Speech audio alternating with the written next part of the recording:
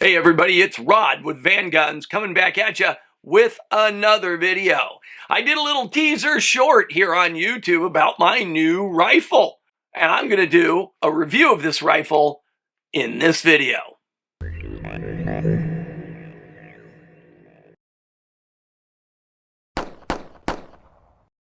Hey guys, don't forget to like and subscribe. It really helps the channel. I'm trying to build this into something, and I can only do it with your help. So hit that like and subscribe, and let's get on with the video.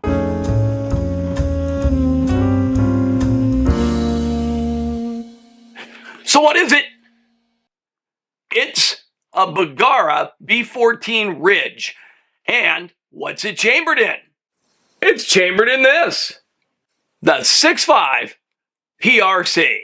That's right, guys. I decided to forego the whole Creedmoor deal. You guys may remember a video I did about 6 weeks ago comparing 6.5 Creedmoor to 7mm 08. And I have 7mm 08, did a review on the Ruger rifle, all links down below to the other videos.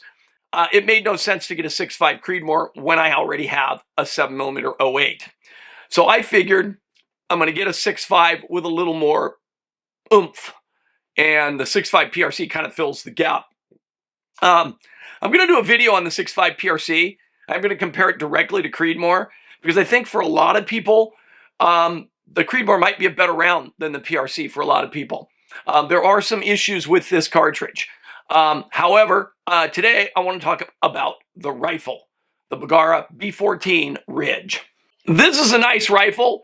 I'm going to kind of take you through the rifle, the sort of the pros and cons, what I like about it, what maybe I wish could be better. I've got it outfitted decently. I got a 50mm 4.5 to 14 Leupold VX3 HD scope on here, pretty decent scope. I just added a little sling here, a leather sling. So I really haven't done a whole lot with the gun, but we did get it out to the range. We're going to show you the results there and see if Bergara is living up to that great reputation for their barrels or not. So let's get right into this gun. Okay, guys, so here we go with the rifle. Couple of things about this Bergara rifle. And I'm going to compare it directly to my Tikka T3X Superlight because these two guns have about the same retail price. So both of them sell typically around $800 to $850. Sometimes you see them on sale. I got a really screaming deal on this rifle, but typically about the same price as the Tikka. So, you know, it's a fair comparison. The stock. Guys, this is a way better stock than the stock on the Tikka Superlight. It's a heavier stock. The Tikka stock is lighter, but this has got a beautiful, soft touch, grippy texture on it. And unlike the Ruger American I reviewed a few weeks ago, this one, this is not a cheap little finish that's just going to flake off. It looks and feels very durable, which I like. So the stock is just a step above for the price that they're selling this for. And frankly, this stock could be on a $1,500 or $1,600 gun, and you'd probably be okay with it. So the fact that it's on a gun that retails in the mid-8s, that's impressive. The only gripe I really have about the stock is the checkering that they've got here, and it's probably due to the material isn't really as good as checkering you might find on a harder material like fiberglass or wood. So the checkering is just kind of okay, but the overall stock is fantastic. Standard 2-position safety here. I'll get some close-ups here and a little window up there. 2-position safety. Fire and safe, and you can operate the bolt while it is in safe. Speaking of the bolt, we're in safe now.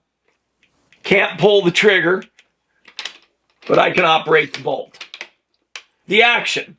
It's a 2-lug push feed, 90-degree bolt throw. You can see that it's got very little clearance with this modest scope. the scope clearance is just part of it. When you're running a bolt fast, like you're trying to get a follow-up shot, having the bolt come way up here does slow it down a little bit, although kind of minuscule amount.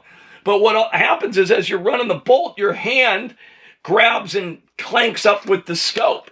And that can cause you to kind of, jam yourself up because you're running up against the side of the scope with your fingers.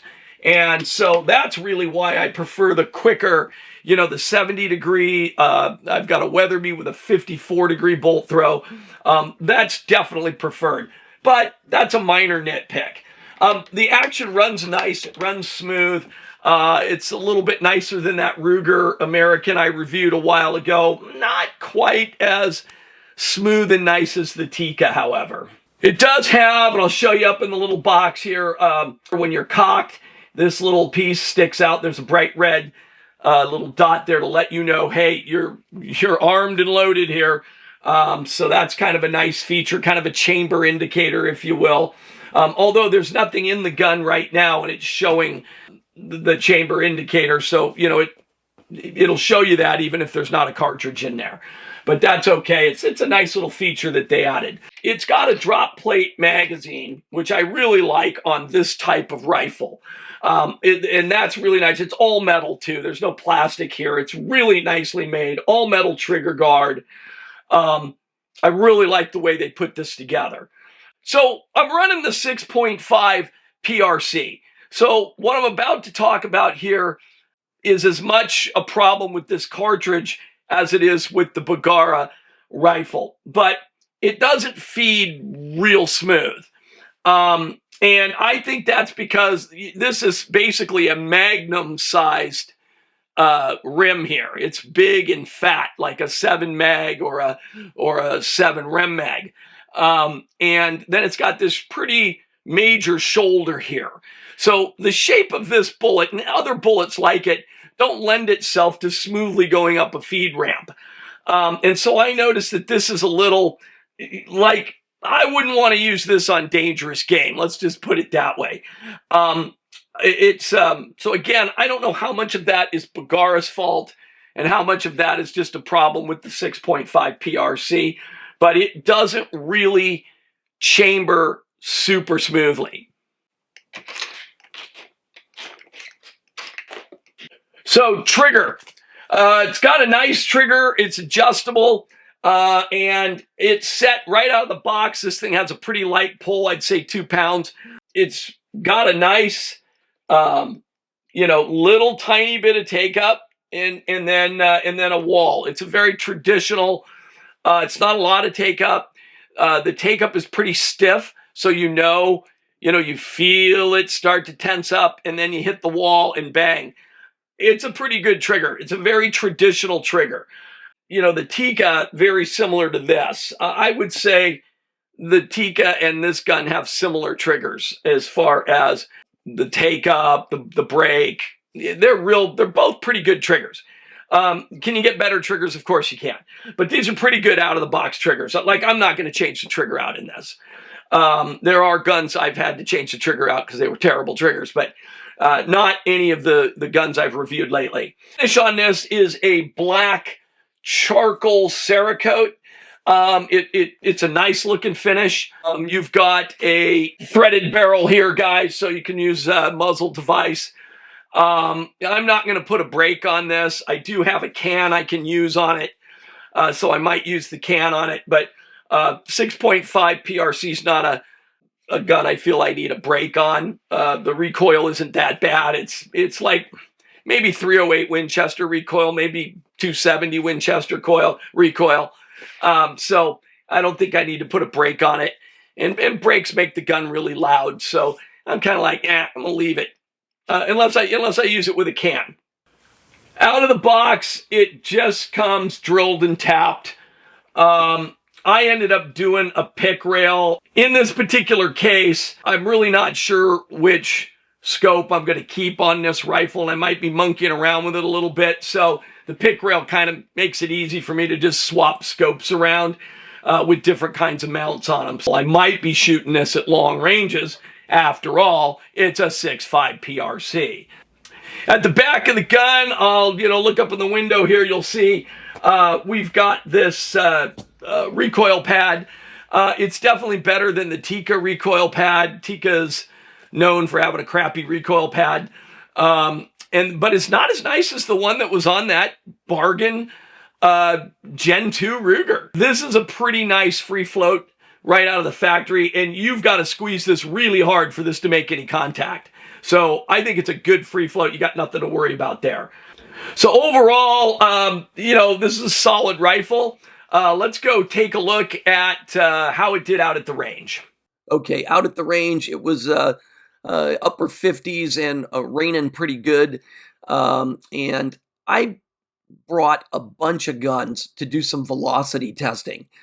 And you don't need accuracy for that. I'm going to do a series on, how well do the manufacturer's claims match up to reality. But like an idiot, I totally forgot to bring my 30-pound sled. So the accuracy testing on this Bergara wasn't fair compared to other rifles I've reviewed. The sled takes a lot of the human factor out. I'm not a super precision shooter like some other guys on YouTube. I'm an average shot. And so I don't want this Bergara rifle to be judged by my poor marksmanship. All my testing was done with Hornady Precision Hunter. That has the 143 grain ELDX bullet.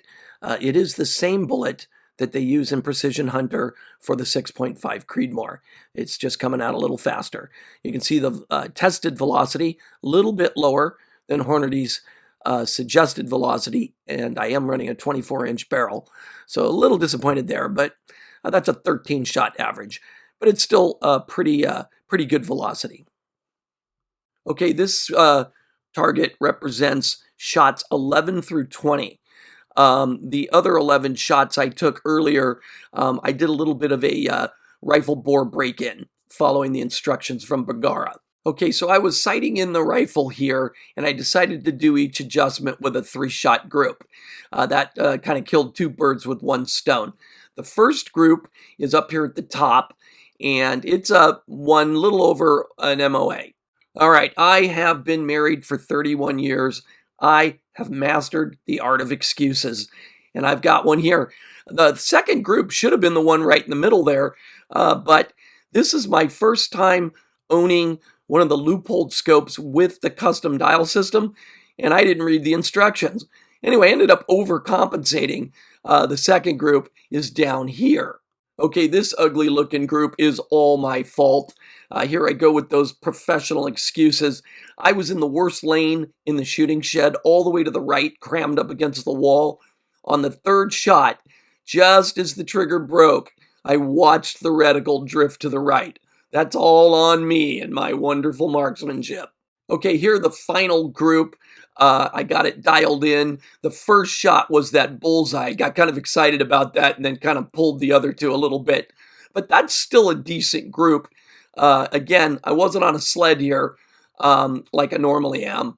I'm absolutely convinced this rifle is as accurate as any I own. Had I been in the sled, I believe every one of these groups would have been sub-MOA. You can see these half-inch 2-shot prints everywhere. It's a good rifle. So there you have it, the Bergara B14. I hope you found the information in this video to be useful, and I hope you'll come back and catch us in the next video right here on YouTube.